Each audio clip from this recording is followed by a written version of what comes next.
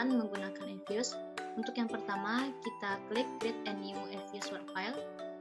Untuk start date-nya 1990 dan end date-nya 2020. Lalu OK. Lalu kita klik With Empty Group untuk mengkopikan data. Setelah itu kita ganti namanya menjadi data underscore group.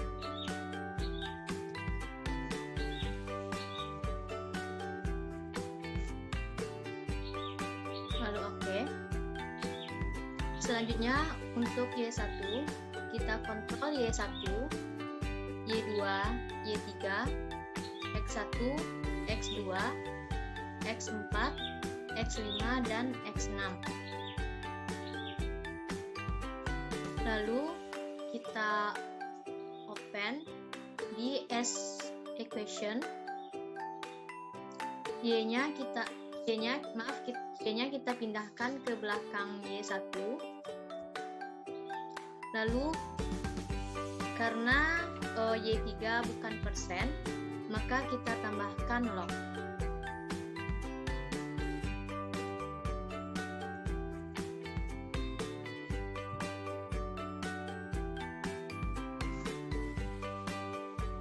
Untuk metodenya kita ganti menjadi TSLS. Untuk instrumen listnya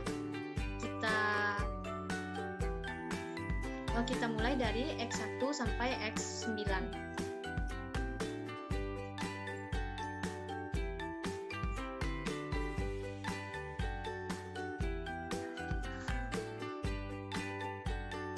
Lalu OK. Nah, inilah hasil pengolahan datanya untuk Y1. Dari sini dapat kita lihat angka konstanta 8,64, artinya adalah neraca transaksi berjalan adalah sebesar 8,64 pada saat harga minyak, keterbukaan ekonomi, pengeluaran pemerintah, aset luar negeri, inflasi sama dengan 0. Untuk yang kedua, variabel pertumbuhan ekonomi atau Y2 tidak berpengaruh signifikan terhadap neraca pembayaran atau Y1 karena nilai probability-nya kecil dari 0,05. Lalu untuk Y3-nya, variabel nilai tukar atau Y3 berpengaruh signifikan terhadap neraca transaksi pembayaran karena probability-nya lebih dari 0,05. Untuk variabel harga minyak atau X1 berpengaruh terhadap neraca transaksi berjalan karena probability-nya adalah sebesar 0,0449 yang mana kecil dari 0,05. Untuk X2 atau variabel keterbukaan ekonomi tidak berpengaruh signifikan terhadap neraca transaksi berjalan karena probability-nya 0,1964 yang mana besar dari 0,05. Untuk variabel X4-nya tidak berpengaruh signifikan terhadap neraca transaksi berjalan karena probability-nya adalah sebesar 0,0609 yang mana besar dari 0,05. Untuk X5 yaitu variabel aset luar negeri berpengaruh signifikan terhadap neraca transaksi berjalan karena probability-nya adalah 0,0115 di mana kecil dari 0,05. Untuk variabel inflasi atau X6 tidak berpengaruh signifikan terhadap neraca transaksi berjalan karena probability-nya adalah sebesar 0,3432 di mana besar dari 0,05. Untuk nilai R-square-nya persamaan ini sebesar 0,646545, artinya kontribusi variabel Y2, Y3, X1, X2, X4, X5, X6 terhadap Y1 sebesar 64,6545%, sedangkan sisanya 35,3455% ditentukan oleh faktor lain di luar persamaan Y1. Untuk hasil uji simultan atau uji F terlihat nilai signifikan 0,000241 dengan tingkat kepercayaan 95% atau nilai A sama dengan 5% atau 0,05 sehingga 0,000241 kecil dari 0,05 yang artinya bahwa variabel eksogen yang terdiri dari harga minyak, keterbukaan ekonomi, pengeluaran pemerintah, aset luar negeri, inflasi berpengaruh signifikan terhadap variabel endogen atau neraca transaksi berjalan di Indonesia selama periode 1990 sampai 2020. Untuk selanjutnya kita masuk kepada uji asumsi klasik. Untuk yang pertama uji normalitas, kita klik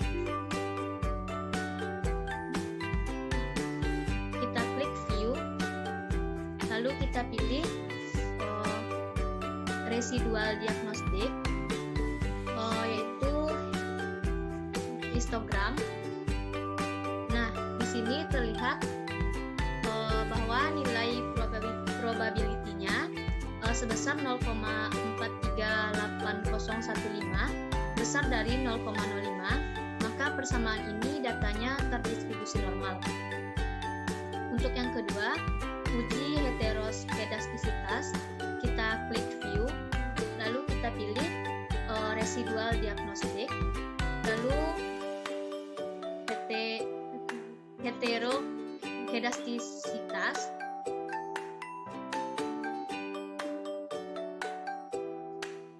lalu oke.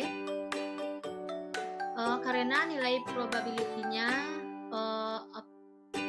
ops R square-nya sebesar 0,7324 besar dari 0,05, maka persamaannya tidak mengandung heteroskedastisitas. Untuk yang ketiga, uji autokorelasi, kita klik view, lalu kita pilih residual diagnostik, lalu serial correlation, lalu oke. Karena nilai probability-nya R square sebesar 0,0088 kecil dari 0,05, maka persamaannya mengandung autokorelasi. Selanjutnya kita masuk kepada uji multikolinearitas. Kita klik view, kita klik quick, lalu group statistik, lalu kita pilih correlation.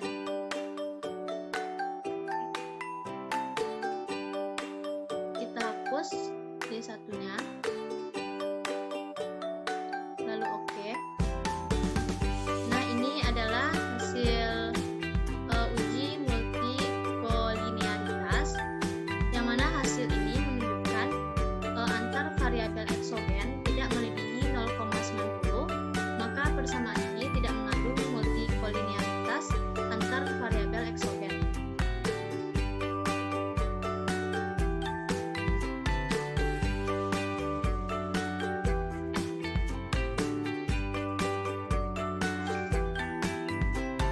Lalu kita masuk kepada data Y2. Untuk Y2, kita kontrol Y2, Y1, Y3, X3, X4, X5, X6, dan X7. Lalu kita open di S equation. C-nya kita pindahkan di belakang Y2. Lalu karena Y3-nya bukan persen, maka kita tambahkan log.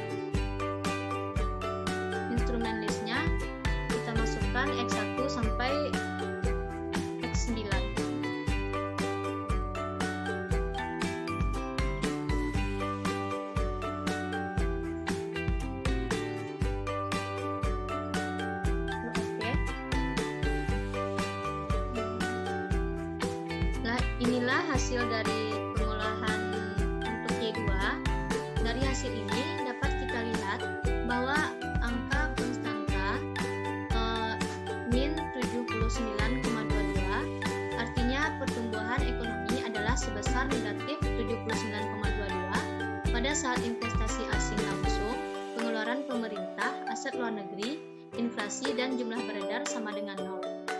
Untuk yang kedua, variabel neraca transaksi berjalan atau Y1 tidak berpengaruh signifikan terhadap pertumbuhan ekonomi karena nilai probabilitasnya adalah sebesar 0,1768 yang mana kecil dari 0,05. Untuk yang ketiga, variabel nilai tukar atau Y3 tidak berpengaruh signifikan terhadap pertumbuhan ekonomi karena nilai probabilitasnya sebesar 0,1971 yang mana kecil dari 0,05. Untuk yang X3 atau variabel investasi asing langsung tidak berpengaruh signifikan terhadap pertumbuhan ekonomi karena nilai probabilitasnya adalah sebesar 0,2329 yang mana kecil dari 0,05. Untuk X4 atau pengeluaran pemerintah tidak berpengaruh signifikan terhadap pertumbuhan ekonomi karena nilai probabilitasnya adalah sebesar 0,4747 yang mana kecil dari 0,05. Selanjutnya, untuk X5 aset luar negeri tidak berpengaruh signifikan terhadap pertumbuhan ekonomi karena nilai probabilitasnya adalah sebesar 0,2521 yang mana kecil dari 0,05. Untuk X6 atau variabel inflasi tidak berpengaruh signifikan terhadap pertumbuhan ekonomi karena nilai probabilitasnya sebesar 0,4823 yang mana kecil dari 0,05. Untuk X7 atau variabel jumlah uang beredar tidak berpengaruh signifikan terhadap pertumbuhan ekonomi karena nilai probabilitasnya adalah sebesar 0,3060 yang mana kecil dari 0,05. Untuk nilai R-square-nya, persamaan ini sebesar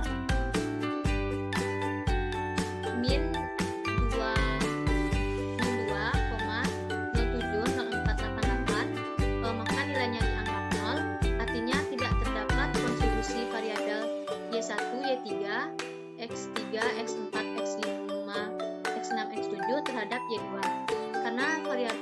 karena semua variabel eksogen sama sekali tidak mampu menjelaskan variabel endogen.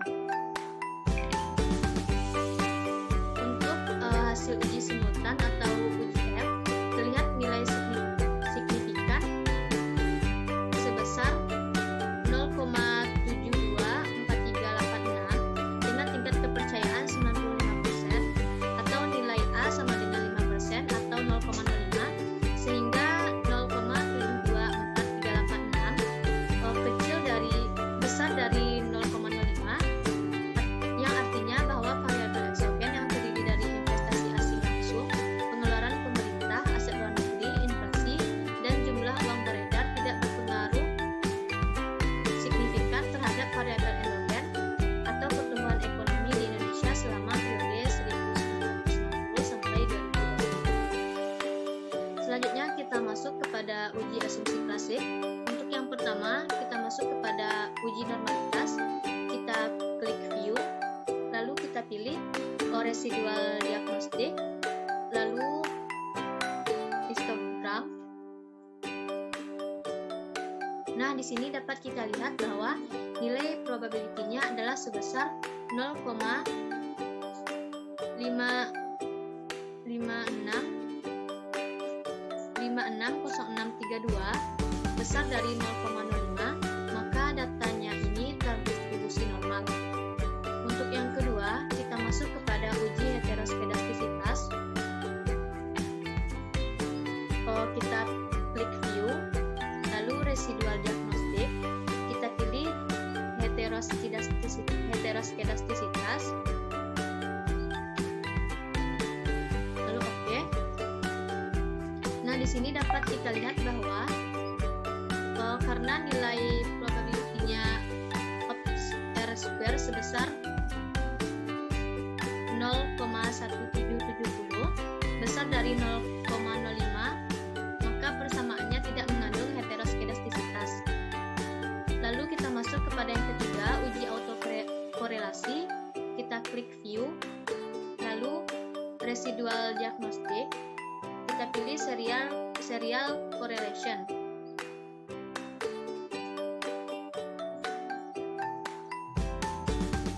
Di sini dapat kita lihat bahwa karena nilai R square-nya sebesar 0,0193 kecil dari 0,05, maka persamaannya mengandung autokorelasi. Untuk yang keempat, uji multikolinearitas. Kita klik quick,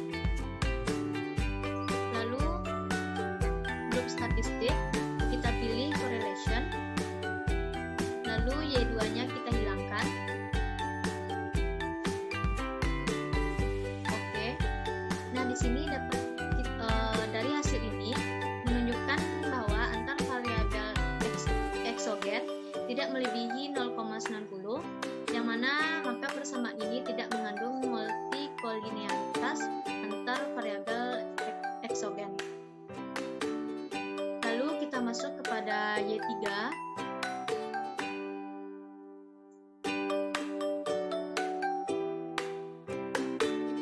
Untuk Y3, kita kontrol Y3,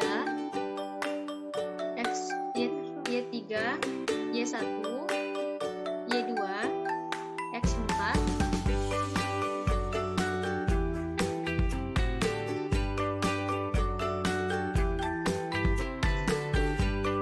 X4,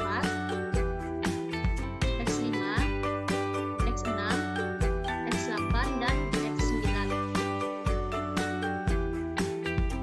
Lalu kita open di S equation, lalu kita pindahkan P-nya di belakang Y3, lalu tambahkan log di depan Y3.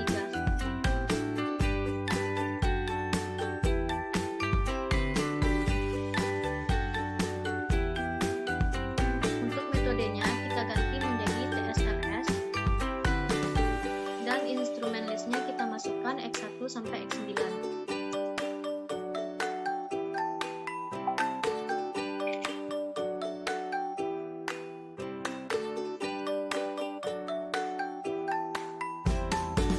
Lalu kita klik OK.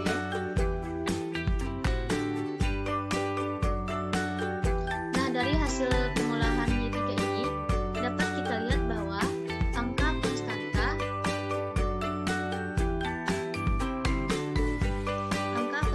sebesar 17,22, artinya pertumbuhan ekonomi adalah sebesar 17,22 pada saat pengeluaran pemerintah, aset luar negeri, inflasi dan ekspor dan suku bunga adalah sebesar 0.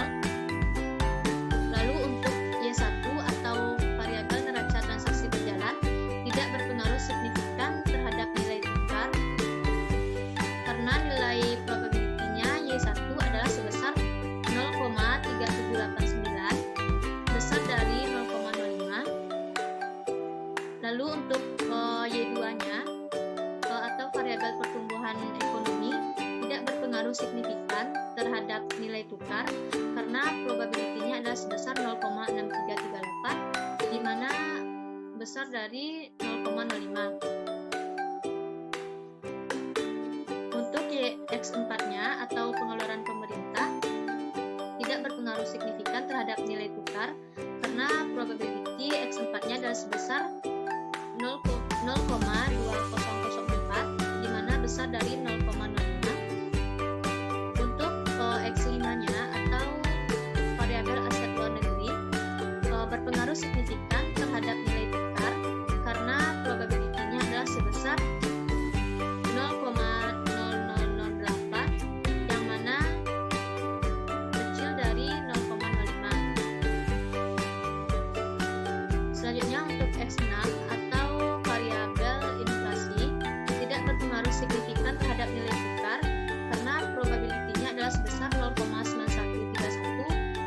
besar dari 0,05. Untuk variabel ekspor atau X8 berpengaruh signifikan terhadap nilai tukar atau Y3 karena nilai probability-nya adalah sebesar 0,0132, di mana kecil dari 0,05. Untuk selanjutnya, untuk X9 atau variabel suku bunga berpengaruh signifikan terhadap nilai tukar karena probability-nya adalah sebesar 0,4516, di mana besar dari 0,05. Untuk R-square-nya, persamaan ini adalah sebesar 0,801694, yang artinya kontribusi variabel Y1, Y2, X4, X5, X6, X8, X9 terhadap Y3 adalah sebesar 80,1694%, sedangkan sisanya 19,8306% ditentukan oleh faktor lain di luar persamaan Y3. Selanjutnya untuk hasil uji simultan atau uji F, terlihat nilai signifikannya sebesar 0,000001 dengan tingkat kepercayaan 95% atau nilai A sama dengan 5% atau 0,05, sehingga 0,00001 kecil dari 0,05, yang mana artinya adalah variabel eksogen yang terdiri dari pengeluaran pemerintah, aset luar negeri, inflasi, ekspor, dan suku bunga berpengaruh signifikan terhadap variabel endogen atau nilai tukar di Indonesia selama periode 1960 sampai 2020. Selanjutnya, kita masuk kepada uji asumsi klasik. Untuk yang pertama, uji normalitas. Kita klik view, lalu kita pilih residual diagnostic, kita pilih histogram. Nah, dari di sini kita lihat bahwa nilai probability-nya adalah sebesar 0,581662, besar dari 0,05, maka persamaan ini datanya terdistribusi normal. Untuk yang kedua, uji heterokedastisitas, kita klik view, lalu kita pilih residual diagnostic, lalu kita pilih heterokedastisitas. Kita klik OK. Nah, di sini dapat kita lihat bahwa karena nilai R-square-nya sebesar 0,0696, besar dari 0,05, maka persamaannya tidak mengandung heterokedastisitas. Untuk yang ketiga, kita masuk uji autokorelasi. Kita klik view, lalu kita pilih residual diagnostic, kita pilih serial correlation. Nah, dari sini dapat kita lihat karena nilai probability R-square-nya sebesar 0,0010, kecil dari 0,05, maka persamaannya mengandung autokorelasi. Untuk yang keempat, kita masuk kepada uji multikolinearitas. Untuk uji multikolinearitas, kita hapus Y3-nya, lalu OK. Nah, dari hasil data ini menunjukkan bahwa antar variabel eksogen tidak melebihi 0,5